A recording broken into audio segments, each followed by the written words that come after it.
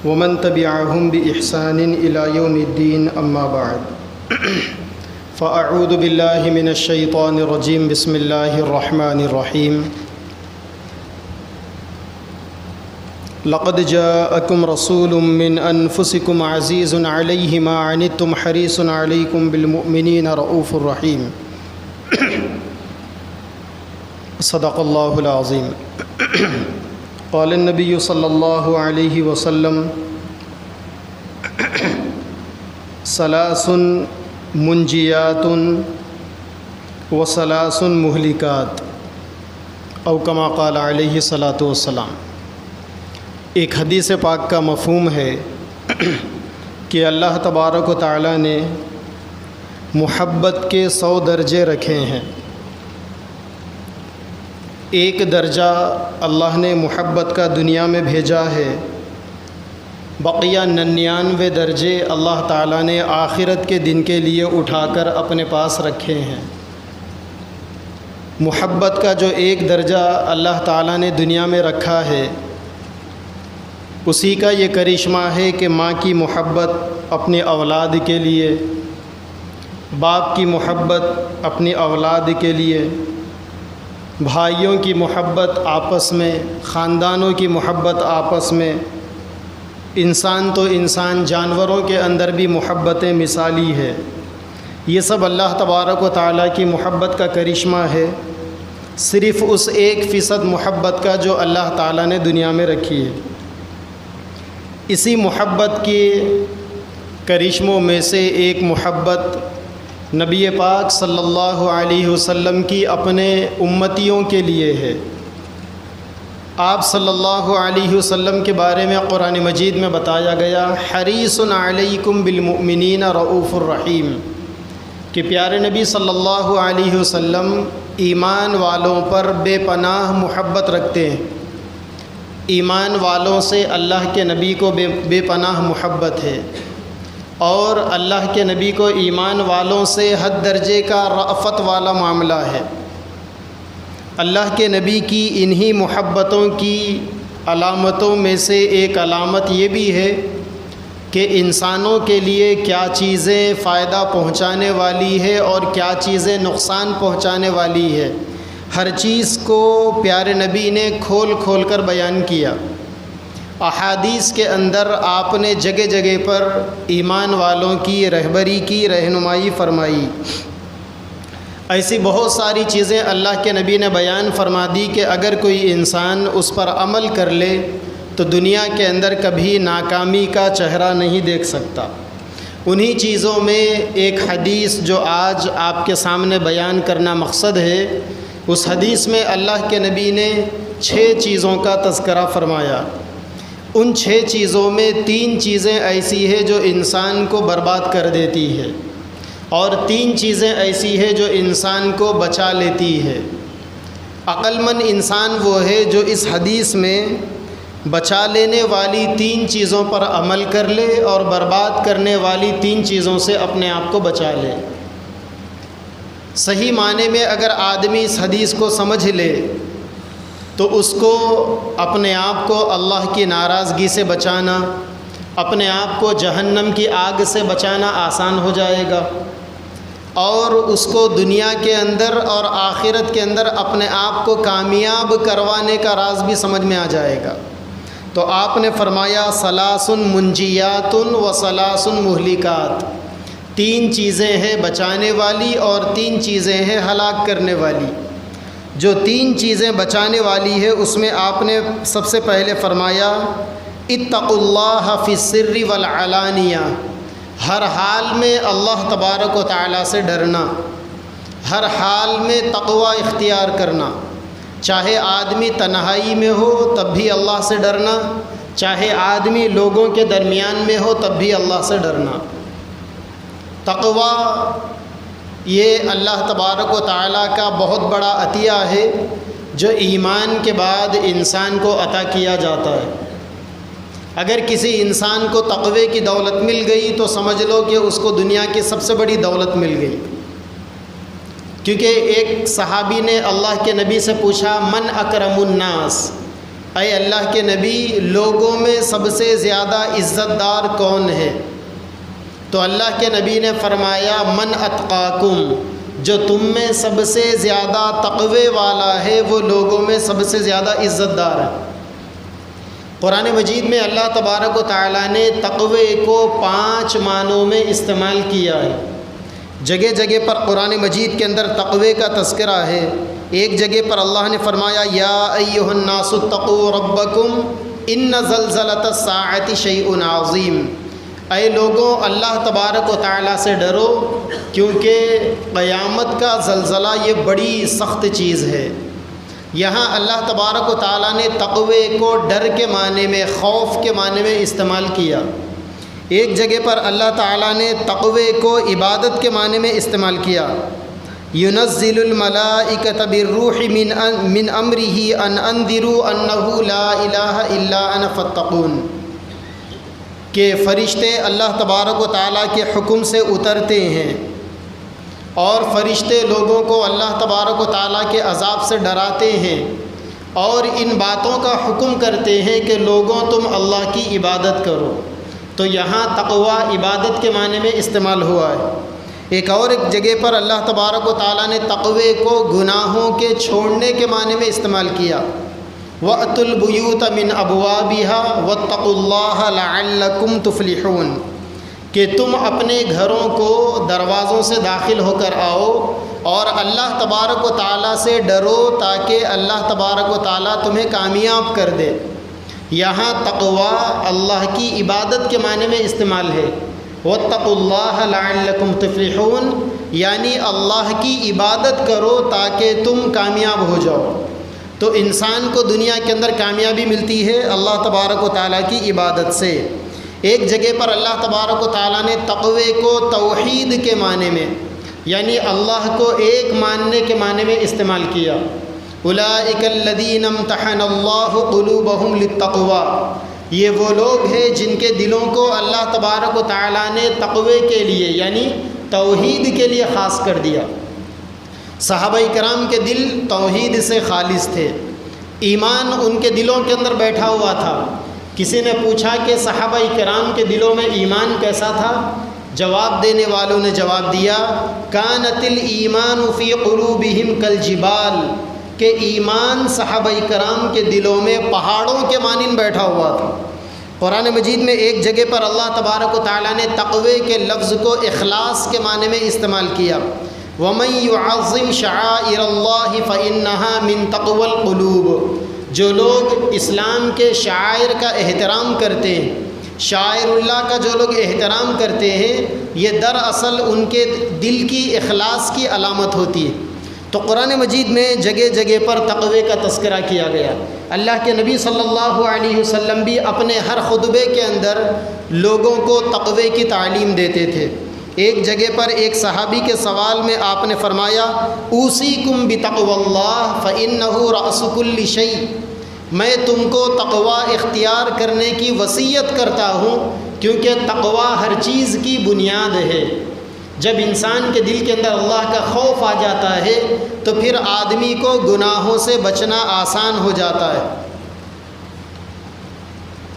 ایک جگہ پر قرآن مجید میں اللہ نے فرمایا وَأَمَّا مَنْ خَافَ مَقَامَ رَبِّهِ وَنَهَى النَّفْسَ عَنِ الْهَوَىٰ، جو آدمی اللہ تبارک و تعالیٰ کے سامنے کھڑے ہونے سے ڈر جائے اور اپنے آپ کو گناہوں سے بچا لے، فَإِنَّ الْجَنَّةَ هِيَ الْمَأْوَىٰ، تو جنت ایسے لوگوں کا ٹھکانہ ہے۔ تو جن لوگوں کو تقوی کی دولت مل جاتی ہے وہ لوگ دنیا کے بھی عزت دار کہلاتے ہیں اور آخرت کے بھی عزت دار کہلاتے ہیں۔ ایک جگہ پر اللہ کے نبی نے فرمایا اتقوا اللہ حیث ما کنتم، تم جہاں کہیں بھی ہو، جس حال میں بھی ہو، اللہ تعالیٰ سے ڈرو اور اللہ تعالیٰ سے ڈر کر اپنے آپ کو گناہوں سے بچا لو، کیونکہ جو لوگ اپنے آپ کو گناہوں سے بچاتے ہیں وہی لوگ دراصل اپنے آپ کو جہنم کی آگ سے بچاتے ہیں۔ ایک جگہ پر اللہ کے نبی نے فرمایا علیکم بالتقوی، اے لوگوں اپنے اوپر تقوی کو لازم پکڑ لو۔ تقوی دل کا راز ہے، تقوی زبان سے کہنے والی چیز نہیں ہے۔ انسان صحیح معنی میں اگر گناہوں سے بچنے والا ہے تو اس کو تقوی کی دولت حاصل، ایسا ہو سکتا ہے کہ انسان اپنی زبان سے کچھ ایسی باتیں کہہ دے جس سے یہ سمجھ میں آئے کہ ارے یہ کتنا چچورا قسم کا آدمی، لیکن تقویٰ اس کے دل کے اندر بیٹھا ہوا ہو اور وہ حقیقت میں اللہ تبارک و تعالیٰ سے ڈرنے والا ہو۔ اس کی چھوٹی مثال یہ ہے کہ آپ دیکھیں کہ ہمارے معاشرے کے اندر رمضان میں چھوٹے بچے بھی روزہ رکھتے ہیں، گھر کی تنہائی ہوتی ہے، ماں باپ سوئے ہوئے ہوتے ہیں، گھر میں کوئی نہیں ہوتا، اگر ہمارے بچے چاہتے تو جا کر فریج کھول کر کچھ کھا سکتے ہیں نکال کر، لیکن بچہ بھی کھانے سے اپنے آپ کو بچاتا ہے۔ کیوں؟ کیونکہ اس کو بھی ایک درجے میں تقوی کی دولت حاصل ہے، اسے معلوم ہے کہ اگر میں کھا لوں گا تو میرا روزہ ٹوٹ جائے گا، لہٰذا وہ اپنے آپ کو کھانے سے بچاتا ہے، یہ بھی ایک قسم کا تقوی ہے۔ اسی لیے اللہ نے قرآن میں فرمایا کتب علیکم الصیام کما کتب علی الذین من قبلکم لعلکم تتقون، ہم نے تم پر روزے اس وجہ سے فرض کیے ہیں تاکہ تم تقوی والے بن جاؤ، یعنی اللہ سے ڈر کر گناہوں سے اپنے آپ کو بچا لو اور اللہ کی محبت میں اپنے آپ کو نیکیوں کا حریص بنا لو، یہی تقوی کا خلاصہ ہے۔ ایک جگہ پر قرآن مجید میں اللہ تبارک و تعالیٰ نے فرمایا ان اللہ مع الذین اتقوا والذین هم محسنون، اللہ تبارک و تعالیٰ کن لوگوں کے ساتھی ہے، اللہ تعالیٰ کن لوگوں کے دوست ہے، اللہ تعالیٰ ان لوگوں کے دوست ہے جو تقوی والے ہیں، اور اللہ تعالیٰ ان لوگوں کے دوست ہے جو نیکی کرنے والے ہیں۔ ایک جگہ پر اللہ نے فرمایا واللہ ولی المتقین، اللہ تبارک و تعالیٰ تقوی والوں کے دوست ہے۔ اللہ کے نبی صلی اللہ علیہ وسلم سے پوچھا گیا کہ یا رسول اللہ جنت میں سب سے زیادہ لوگ کس بنیاد پر جائیں گے، وہ کون سی خوبی ہوگی جس کی بنیاد پر لوگ جنت میں جائیں گے؟ اللہ کے نبی نے فرمایا وہ دو خوبیاں ہوں گی، ایک ہے تقوی اور دوسرے ہے اچھے اخلاق۔ جن لوگوں کو تقوی حاصل ہوگا وہ لوگ جنت میں جائیں گے، اور جن لوگوں کو اچھے اخلاق، جن کا بیہیویئر اچھا ہوگا، جن کا اوروں کے ساتھ میں برتاؤ اچھا ہوگا، وہ لوگ جنت میں جائیں گے۔ تو تین چیزیں اللہ کے نبی نے بچانے والی فرمائی، ان میں سے پہلی چیز ہے تقوی۔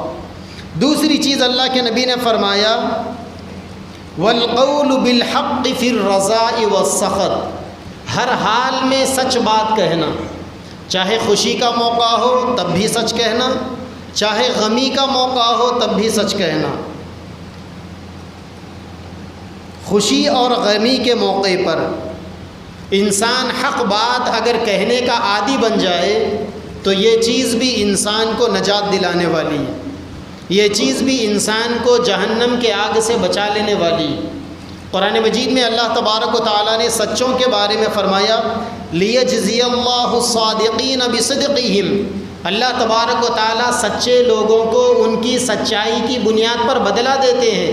وَيُعَذِّبَ الْمُنَافِقِينَ إِن شَاءَ أَوْ يَتُوبَ عَلَيْهِمْ، اور جو لوگ منافقین ہوتے ہیں، جو لوگ جھوٹے ہوتے ہیں، چاہے تو اللہ تبارک و تعالیٰ انہیں معاف کر دیں گے، چاہے تو انہیں عذاب دیں گے، لیکن انسان کو سچائی کامیابی دلاتی ہے۔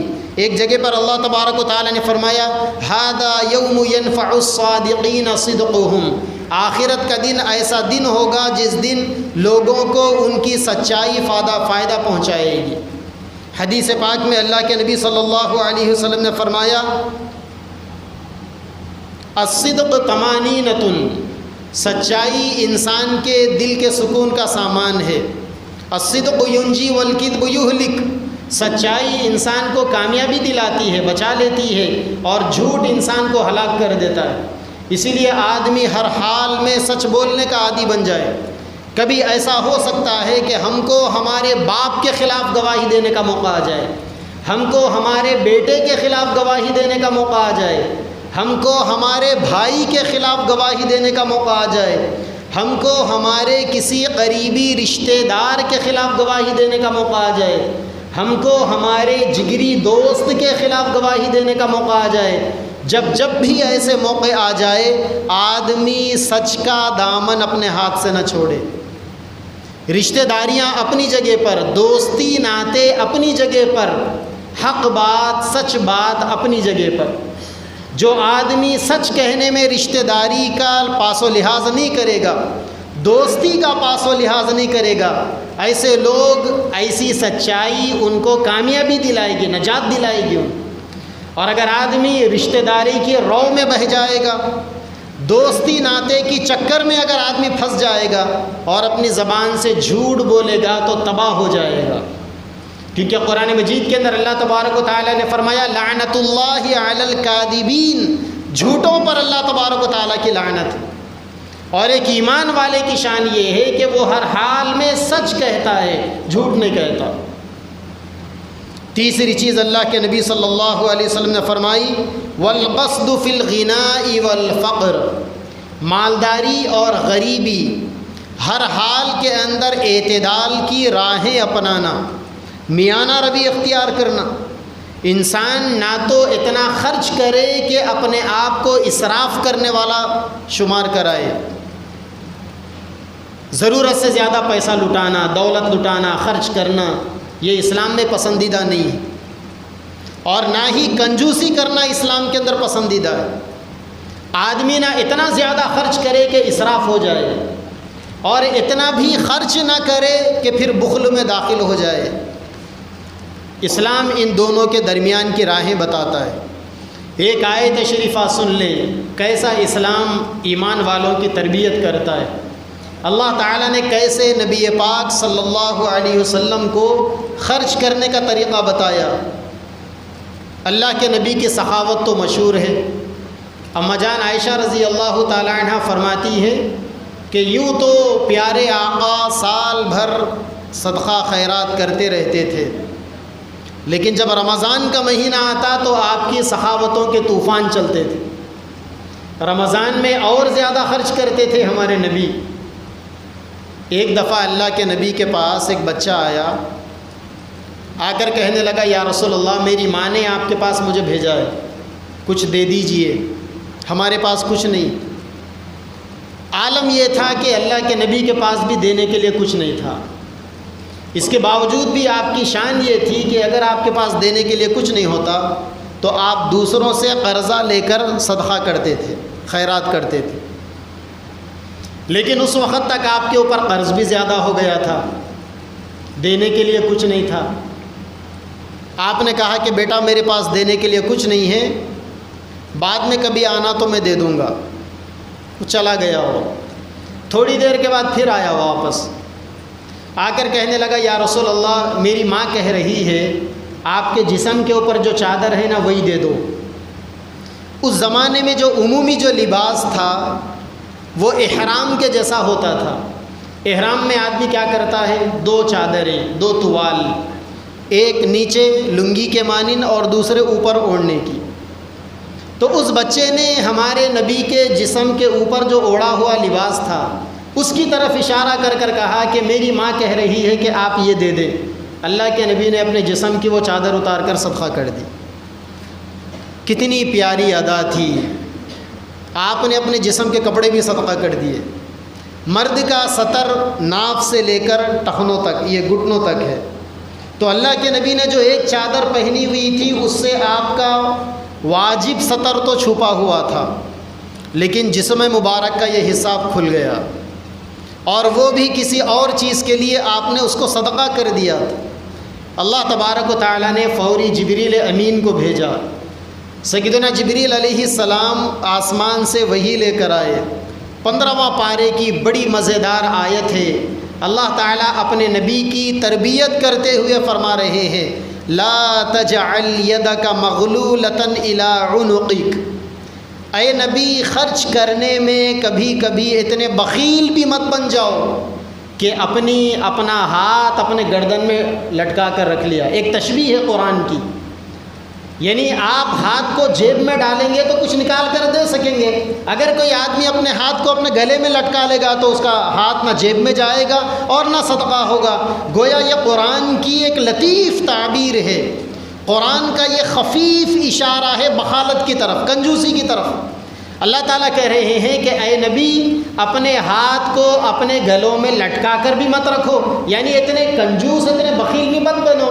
اور ولا تبسطها کل البسط، اور نہ اپنے ہاتھوں کو اتنا کھلا رکھ دو کہ جسم کے بھی کپڑوں کو نکال کر صدقہ کر دو۔ اگر ایسا ہوگا تو کیا ہوگا؟ فتقعد ملوما محسورا، اگر ایسا کرنے لگو گے تو پھر افسوس کرتے بیٹھ جاؤ گے۔ دینے کے موقع پر دے تو دو گے، لیکن پھر افسوس ہوگا کہ یہ چیز کیوں دی گئی۔ تو اسلام نے ہر چیز میں اعتدال، میانہ روی بتائی ہے۔ اسلام نے اتنا بھی خرچ مت کرو کہ فضول اسراف ہونے لگے، کیونکہ اسراف کرنے والے شیطان کے بھائی ہیں، اور اتنا بھی کنجوسی مت کرو کہ دین کے تقاضوں میں، بیوی بچوں کی تربیت کے تقاضوں میں، ماں باپ کی پرورش کے تقاضوں میں، رشتہ داروں کے، پڑوسیوں کے حقوق ادا کرنے کے تقاضوں میں بھی آدمی کا پیسہ جیب سے نہیں نکل رہا۔ یہ دونوں چیزیں اسلام کے اندر ناپسندیدہ ہے۔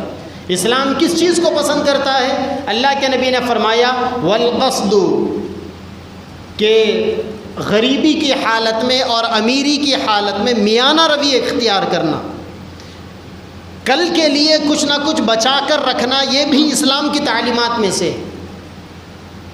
اور یہ بھی آدمی کان کھول کر سن لے کہ کل کے لیے بچا کر رکھنا یہ توکل اور اللہ تبارک و تعالیٰ کی ذات کے اوپر بھروسے کے نہ ہونے کی علامت نہیں ہے۔ اگر انسان کو اللہ کی ذات پر یقین ہے کہ میں کل زندہ رہوں گا، تو کل کی زندگی کے لیے کچھ جمع پونجی رکھ لینا یہ اسلام میں برا نہیں ہے۔ اسی لیے اللہ کے نبی نے فرمایا تمہارا دنیا سے اس حال میں جانا کہ جس میں تمہارے بیوی بچوں کا کوئی پرسان حال نہ ہو، ان کے لیے تم نے کچھ نہیں رکھا، اس سے بہتر ہے کہ تم دنیا سے اس حال میں جاؤ کہ جاتے جاتے اپنی بیوی بچوں کے لیے کچھ چھوڑ کر جاؤ، اپنی اولاد کو دوسروں کے بھروسے پر چھوڑ کر مت جاؤ، کچھ رکھ کر جاؤ۔ اگر اللہ تعالیٰ نے توفیق دی ہے تو ان کے لیے بھی، تاکہ وہ اس سے راحت حاصل کریں اور صحیح معنی میں عبادتیں کریں۔ تو یہ تین چیزیں، ایک تو تقوی اختیار کرنا، اور دوسرے ہر حال میں سچ بولنا، اور تیسرے چاہے امیری ہو چاہے غریبی ہو صدقہ کرنا، خیرات کرنا، خرچ کرنے میں میانہ روی اختیار کرنا۔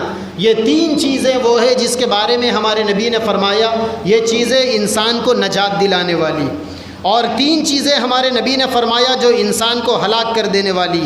ان میں سے پہلی چیز اللہ کے نبی نے فرمایا ہوا متبع، خواہشات کی پیروی کرنا، اپنی منمانی کرنا، اپنے نفس کے بتائے ہوئے طور طریقوں پر چلنا۔ اگر کوئی آدمی اپنی خواہشات کی پیروی کرے گا تو وہ ہلاک ہو جائے گا۔ قرآن مجید میں اللہ تبارک و تعالیٰ نے 23واں پارے میں سیدنا داؤد علیہ السلام جو اللہ تبارک و تعالیٰ کے چہیتے پیغمبر تھے، ان کے بارے میں اللہ تبارک و تعالیٰ نے فرمایا یا داؤد انا جعلناک خلیفۃ فی الارض، اے داؤد ہم نے روئے زمین میں آپ کو ہمارا نائب بنایا، خلیفہ بنایا۔ فاحکم بین الناس بالحق، لوگوں کے درمیان میں شریعت کی روشنی میں فیصلے کرو۔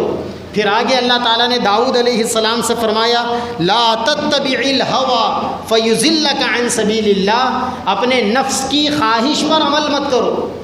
نفسانی خواہشات پر عمل کرنے سے آدمی سیدھے راستے سے بھٹک جاتا ہے۔ اسی لیے ہم کو اپنے نفس کو اور اپنی نفسانی خواہشات کو دین کے تابع بنانا چاہیے۔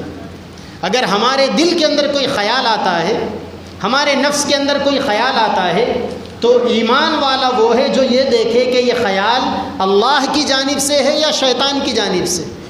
مسئلہ معلوم کرے آدمی علماء سے، دین کی روشنی میں، شریعت کی روشنی میں دیکھے کہ اس بات پر عمل کرنا دین کا تقاضا ہے یا نفسانی تقاضا ہے۔ اگر وہ دین کا تقاضا ہے تو پھر آدمی اس پر عمل کر کر اللہ تک پہنچے گا، اور اگر وہ نفسانی تقاضا ہے تو پھر آدمی اس پر عمل کر کر گمراہ ہو جائے گا۔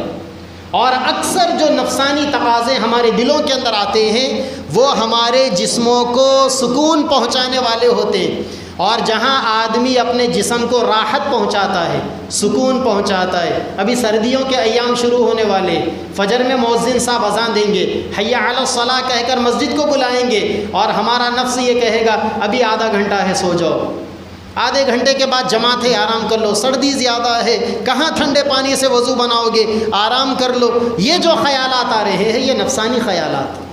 اللہ کے نبی نے فرمایا کہ یہ ہوا متبع، اگر اس نفسانی خیالات پر تم عمل کرو گے تو گمراہ ہو جاؤ گے، ہلاک ہو جاؤ گے۔ لہٰذا رات بھر 6 گھنٹے 8 گھنٹے کی رات تم نے ٹھنڈی رات کو گرم بستر پر گزار تو لیا، اب اللہ تبارک و تعالیٰ کی طرف سے بلاوا ہے، اب اس بستر کو چھوڑنا پڑے گا۔ اور اگر نہیں چھوڑو گے، ٹھنڈے پانی کا بہانہ بناؤ گے، ٹھنڈی رات کا بہانہ بناؤ گے، جاڑے کا بہانہ بناؤ گے، تو پھر یہ بہانہ تم کو اللہ تبارک و تعالیٰ کے راستے سے ہٹا دے گا۔ دوسری چیز اللہ کے نبی نے فرمائی وَشُحٌّ مُطَاعٌ، ایسی کنجوسی کہ جس کا آدمی غلام بن جائے۔ دیکھو انسان بچہ جب پیدا ہوتا ہے نا، پیدائشی طور پر بچوں میں بہت ساری بیماریاں چھوٹے جب سے ہی پیدا ہو جاتی ہیں۔ آپ کے گھر میں 2 بچے ہیں چھوٹے چھوٹے، ایک بچے کے سامنے آپ دوسرے بچے سے محبت کرو گے تو دوسرے بچے کو برا لگے گا، اس کے دل میں جلن پیدا ہوگی۔ یہ جلن کی بیماری پیدائشی طور پر بچوں میں پیدا ہو جاتی۔ ایسے ہی بچوں کے اندر بچپن سے جھوٹ بولنے کی بھی بیماری پیدا ہوتی۔ اکثر بچے ماں باپ کے مار کے ڈر سے جھوٹ بول دیتے ہیں۔ بچوں کی تربیت کرنا پڑتا ہے کہ بیٹا جھوٹ بولنے سے اللہ ناراض ہوتے ہیں، جھوٹ نہیں بولا کرتے، تربیت کرنا پڑتا ہے ان کی۔ اسی طریقے سے بچپن سے آپ دیکھیں بچوں میں ایک بیماری پیدا ہوتی ہے کنجوسی کی۔ گھر میں آپ کے 2-3 چھوٹے چھوٹے بچے ہیں، آپ کوئی چیز لا کر ایک بچے کے ہاتھ میں دے دو، تھوڑی دیر خاموش بیٹھ جاؤ تو وہ یہ سمجھے گا کہ اس چیز پر میرا ہی حق ہے، دوسروں کا حق نہیں۔ اور تھوڑی دیر کے بعد اگر آپ کہیں گے کہ بیٹا اپنے بھائی کو بھی دینا، اپنے بہن کو بھی دینا، تو نہیں دے گا، وہ باتیں بنانے لگے گا، وہ اینٹنے لگے گا، وہ چہرہ بنانے لگے گا۔ کیوں؟ کیونکہ کنجوسی کی بیماری پیدا ہو چکی ہے اس کے اندر، حرص کی بیماری پیدا ہو چکی ہے اس کے اندر، بخل کی بیماری پیدا ہو چکی ہے اس کے اندر۔ لہٰذا یہ جو بیماری ہے یہ موت تک انسان کا پیچھا نہیں چھوڑتی، بڑھاپے تک یہ بیماری انسان کا پیچھا نہیں چھوڑتی۔ آدمی خرچ کرنا چاہتا ہے تو فوری خیال اس کے دل میں آتا ہے اگر تو خرچ کرے گا تو تیرا مال کم ہو جائے گا، اور اگر انسان کے دل میں خیال بھی نہ آئے تو اس کے آزو بازو والے اس کو بہکاتے ہیں، بیوی بہکاتی ہے۔ یہ واقعہ بہت مشہور ہے کہ ایک مولانا نے اللہ کے راستے میں خرچ کرنے کے فضائل بیان کیے۔ ایک صاحب اٹھے، فوری گھر گئے، گھر کے اندر ایک اناج کا بوریا رکھا ہوا تھا، اٹھایا، لے کے نکلے صدقہ کرنے کے لیے۔ بیوی نے پوچھے کہاں جا رہے ہو؟ کہنے لگے ابھی مولانا نے بیان میں بتایا کہ اللہ کے راستے میں صدقہ کرنے کا یہ ثواب ہے۔ بیوی نے کہا چپ چاپ رکھو یہاں، آپ کا بھی دماغ خراب ہو گیا، مولانا کے بھی دماغ خراب ہو گیا۔ وہ چپ چاپ جو ہے وہاں پر بوریا رکھ کر واپس چلا گیا۔ تو یہ فطری بیماری ہے ہر انسان کی، بخل کا پیدا ہونا، کنجوسی کا پیدا ہونا، حرص کا پیدا ہو جانا۔ عقل مند انسان کون ہے؟ کامیاب انسان کون ہے؟ اللہ کے نبی فرماتے ہیں کہ کامیاب انسان وہ ہے جو اپنی بخل کو اور اپنی حرص کو اللہ تبارک و تعالیٰ کی اطاعت اور فرما برداری کی لگام دے، اس کو کنٹرول میں رکھے، جب جیسا خرچ کرنا ہے ویسا خرچ کرے۔ ورنہ اللہ کے نبی نے فرمایا 7 چیزیں انسانوں کو تباہ کرنے والی ہے، ان میں سے ایک چیز اللہ کے معاملے میں شرک کرنا ہے، تو دوسری چیز کنجوسی کرنا ہے۔ ایک جگہ پر اللہ کے نبی نے فرمایا اتقوا الشح، اے لوگوں کنجوسی سے بچو، بخل سے بچو، کیونکہ تم سے پہلے جو امتیں دنیا سے گزری ہے یہی کنجوسی نے ان امتوں کو اللہ کے عذاب میں گرفتار کیا، اسی کنجوسی نے ان کو ہلاک کر دیا۔ اسی لیے آدمی کو کنجوس بھی بننا نہیں چاہیے، جب جب خرچ کرنا چاہیے۔ اللہ والے فرماتے ہیں خرچ کرنے کی عادت انسان کو اگر بچپن سے لگ جائے تو پھر بڑھاپے تک آدمی خرچ کرنے میں بخل کا شکار نہیں ہوتا۔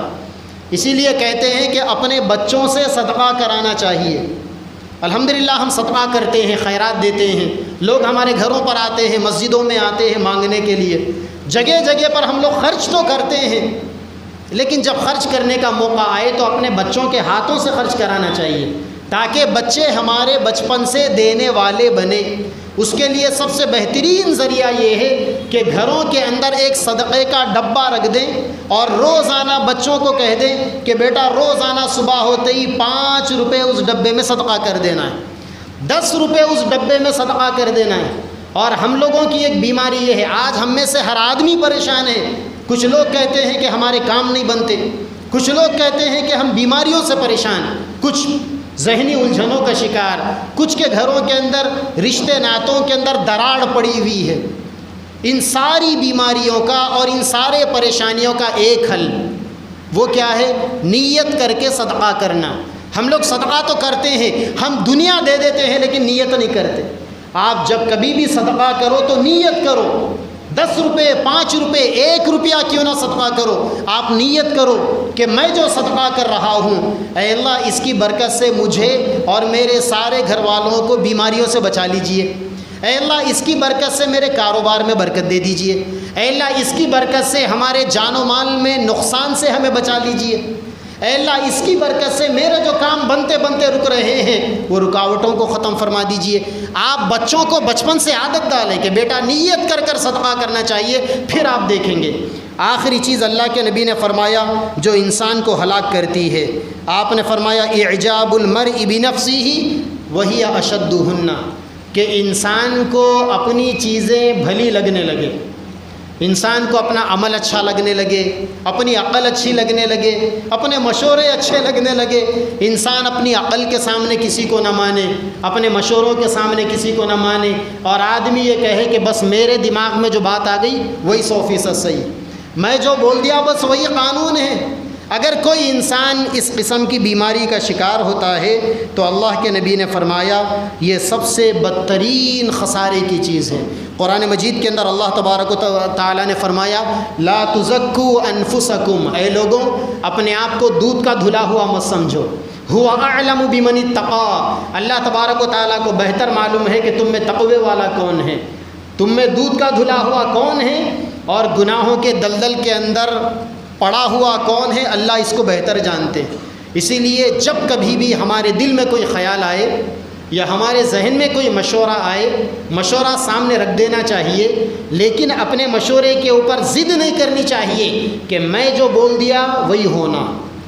یہ جو چیز ہے نا، یہ چیز نہ صرف یہ کہ انسان کو تباہ کرتی ہے، بلکہ یہ چیز انسان کے ساتھ ساتھ آدمی جس سسٹم کا حصہ ہے اس سارے سسٹم کو تباہ کرتی۔ آپ دیکھ لیں کیا ہو رہا ہے اس وقت، ایک آدمی ایک ملک کے اوپر بادشاہ بن کر لیڈر بن کر بیٹھ جاتا ہے، اس کی منمانی کی وجہ سے اس ملک کے کروڑوں انسان پریشانیوں کا شکار ہو جاتے ہیں، اور یہ ایک منمانی کرنے والے انسان کو احساس بھی نہیں ہوتا۔ اللہ کے نبی نے فرمایا وہی اشدہن، یہ سب سے زیادہ تباہی اور بربادی مچانے والی چیزیں۔ آج بھی اگر ہمارے گھروں میں، ہمارے خاندانوں میں، ہمارے رشتوں میں، مساجد میں، مدارس میں، کمیٹیوں میں، سوسائٹیوں میں، ٹرسٹوں میں، جماعتوں میں اگر بربادی پھیلی ہوئی ہے تو اس کی بنیادی وجہ یہ ہے کہ ہم میں سے ہر آدمی اپنی منمانی پہ تلا ہوا ہے۔ ہم سامنے والے کے مشورے کو رسپیکٹ نہیں دے سک رہے، سامنے والے کے مشورے کی قدر نہیں کر سک رہے، ہم یہ نہیں سوچ پا رہے کہ میرے ذہن میں جیسا خیال آیا، میں جیسے اپنے مشورے کو سامنے رکھنے کا حقدار ہوں، میرے سامنے والا بھی ویسا ہی حقدار ہے۔ اسی لیے اللہ تعالیٰ نے نبی سے بھی کہا تھا وشاورہم فی الامر، اے نبی آپ صحابہ سے مشورہ کرو۔ مشاورتی نظام، شورا کا نظام اسلام کا بنیادی نظام ہے۔ اسلام کہتا ہے گھر کے اندر بھی مشورے کرو، چھوٹے بچوں سے بھی مشورہ لو۔ روزانہ کیا بگڑ جائے گا اگر آپ صبح 8 بجے گھر کے 4 بچے میاں بیوی بیٹھ گئے اور آپ نے مشورہ کیا کہ آج کیا پکائیں گے۔ اگر آپ اپنے بچوں سے پوچھ لیں گے کہ بیٹا آج کیا پکائیں گے، وہ کچھ بھی بولے گا۔ دوسرے بچے سے آپ نے پوچھا، تیسرے سے پوچھا، بیوی سے آپ نے پوچھا، فیصل آپ ہیں، جج آپ ہے، فیصلہ آپ کیجئے۔ لیکن جب گھروں میں ایسا ماحول بنے گا، بچوں سے مشورہ لیا جائے گا تو ہمارے بچے مشوروں کے عادی بنیں گے اور ایک دوسرے کے مشورے کا، ایک دوسرے کی رائے کا احترام کرنے والے بنیں گے، ورنہ پھر وہی ہوگا، منمانی ہوگی۔ دیکھ رہے ہیں آپ کہ کیا ہو رہا ہے ملکوں کے اندر، دنیا کے اندر، ایک آدمی کی منمانی کی وجہ سے لاکھوں کروڑوں لوگوں کی جانیں جا رہی ہیں، ملکوں کے ملک جنگوں کی دہانے پر پہنچ رہے ہیں، لوگ بھوکے مر رہے ہیں، اور یہ منمانی کرنے والے اپنی منمانی سے باز نہیں آتے۔ تو یہ 3 چیزیں اللہ کے نبی نے وہ فرمائی تھی کہ جن چیزوں پر عمل کر کر آدمی اپنے آپ کو بچا سکتا ہے۔ اور 3 چیزیں اللہ کے نبی نے وہ فرمائی تھی جس پر عمل کر کر آدمی اپنے آپ کو ہلاک کر سکتا ہے۔ اللہ تبارک و تعالی ہمیں ان 3 چیزوں سے بچنے کی توفیق عطا فرمائے، اور 3 چیزوں پر عمل کر کر بچنے کے راستے اللہ کے نبی نے فرمائے۔ اللہ تعالی وہ نجات دینے والی ان 3 چیزوں پر بھی ہمیں عمل کی توفیق عطا فرمائے۔ وآخر دعوانا ان الحمد للہ رب العالمین۔